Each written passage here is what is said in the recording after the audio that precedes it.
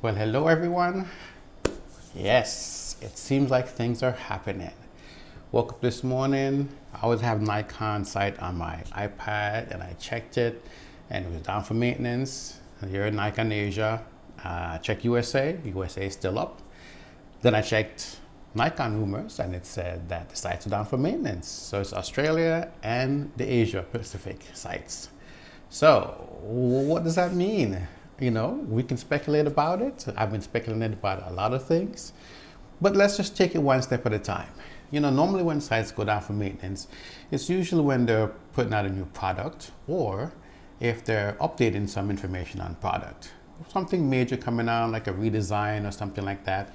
The one thing I can say about Nikon site, I wish it had more information. And I use Sony site as an example. When I check Sony sites, you can go to lenses and you can, do a search by different lenses. Nikon has something similar, but, I think Sony is a little bit more comprehensive from what I've seen. Maybe Nikon is revamping their website. Who knows? We can always guess, what could be coming next. But with all the rumors that have been swirling around, here we are in April, which is the time frame in which people are saying that we should have an announcement. Maybe we are getting an announcement. One of the things I speculated about is some kind of cinema camera or some kind of NAB announcement. NAB is in a couple of days. Maybe Nikon wants to put something out. I think a few people already put some things out. I think I saw something from Panasonic and Red, new camera. And I'm not sure if Canon did put something out. I have to go check again. But a lot of people usually put some information out about new gear that they're coming out with right before NAB, and then when you get to NAB you can touch and feel. Some people make the announcement during the show. Well, we've gone through a couple of shows this year so far and nothing from Nikon. So the rumor, still a rumor, is that we should hear something in April with the device being ready to be purchased in May. So here we are. Today is the 12th of April. Over here it is 9:18 a.m. Maybe something is coming. I think typically Nikon is like 10 a.m. in the morning or something like that. Of course, here in Thailand, while it's 9 something, it's after 10 o'clock in some other countries over here. And it's probably more than, I think on the East Coast side, it's around 11 p.m. No, it should be 10 p.m. or so on the East Coast side. So yeah, maybe they're just doing something with the site and preparing things for the announcement. And once they do, the information is there and they can make it go live. In the computer field, usually when you're updating websites, you gotta test it, take it up, take the site down or a portion of it down and put the information up, have people test it before you make it live. So maybe they're going through that. We haven't seen the site down in a while. We've seen new information added. So, new information added is a lot of times much easier than if you're going to do something major and you want it to flow very well. You want to make sure you test it, have multiple people test it, and, with the URL that they give you so you can look at that and see what's happening. And that could be the case. I mean, I could be wrong also, but I think at this juncture, they could be doing something simpler. I mean, every time a camera company launches something big, there's usually some kind of major presentation on the site, videos, and so on. So who knows? So what do we think is coming? Let's dive into that one for a bit. One of the big speculations, of course, is the Z8. Some people have been looking for a Z90 or some kind of crop sensor mirrorless camera. Will we get one? That's the big key, the kicker that we don't know. The latest rumor that we heard is that the Z6 III will not be coming, at least not in this month. It probably be close to the end of the year. So that could mean something else. But what is that something else? That's the thing that nobody can talk about at this point, because those who in the know have NDAs that they've signed, so they're not sharing any information, which I think is a good thing. Maybe a few people have let something slip, but we have nothing solid as far as an actual release date, an actual camera, what it's going to be. The Z8 nomenclature is something that we've all been putting together for years and saying between the Z9 and the Z7, there has to be the Z8. Will it be a Z8C, a cinema camera? You know, that's one thing that I've been saying from 2021.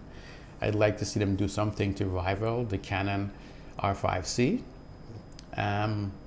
There's an interview that happened a couple months back, I think it was CP Plus, Deep Review guy has been putting out information slowly, where they mentioned that they're more focused on video this year. And as you know, everybody else has been putting out upgraded video camera with image stabilization, better autofocus, and improved codecs. What is you're going up to 6K, 8K, RAW and so on.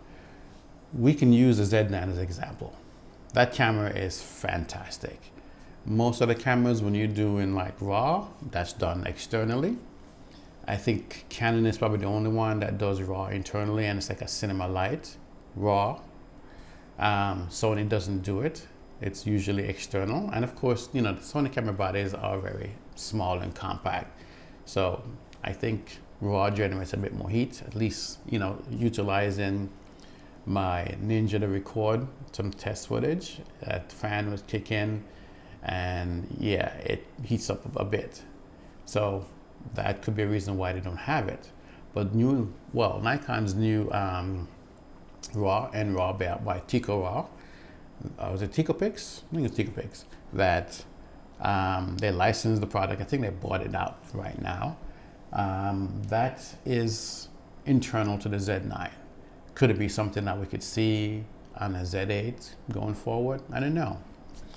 Let me kind of jump in some of the things I've been seeing in the patents.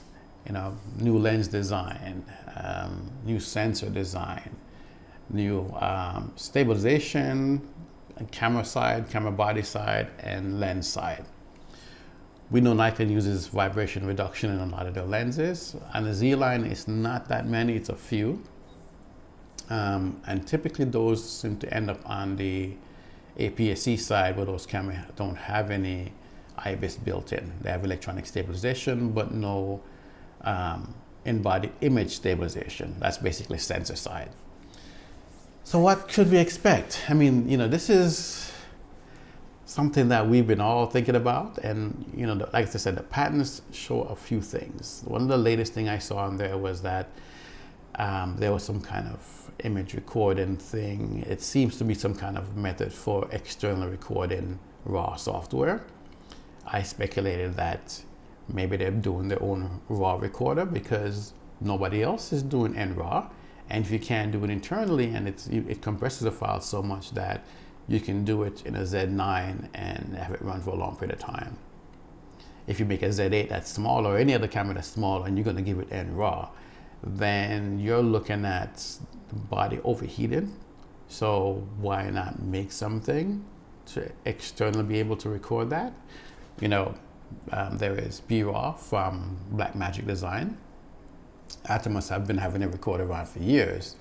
And if you check Atomos site, the Z9 isn't supported. And I'd say it's not officially supported. With everything being internal to the Z9, you don't really need to record anything external, unless you want to avoid a card overheating. I think that's something that can happen when you run for a long period of time. So doing it externally also helps. So yeah, that is something that, in my mind, would be a good thing. Yes, it'll be an extra cost if you have to buy that, but let's be honest. The people who are shooting RAW are going to have larger hard drive space. They could probably have external drives on their PCs, Macs, or whatever, and they're going to have lots of storage. So being able to record externally onto those SSDs, yeah, I think that's a no-brainer for those guys. If you're a production house, whatever it's commercial, movie, wedding photographer, anybody who's doing that kind of stuff, I say anybody that's doing that kind of stuff are going to want that external recording capability, that they can utilize something that's robust, not going to fail. And the external recorders typically work well. So who knows? That's my latest patent information I put out in one of my videos. So is Nikon giving us what we think it's giving us? We don't know. I keep refreshing the page here to see. Nothing has come up just yet. Maybe it'll happen 10 a.m. our time, and then at that point, you will see it. But, my estimation, some kind of hybrid camera, some kind of cinema camera. I mean, it has to be some kind of hybrid camera because we have Z8. All Nikon mirrorless cameras are hybrid, so we can start from that standpoint. Will it be called a Z8? We don't know. We just saw some information also.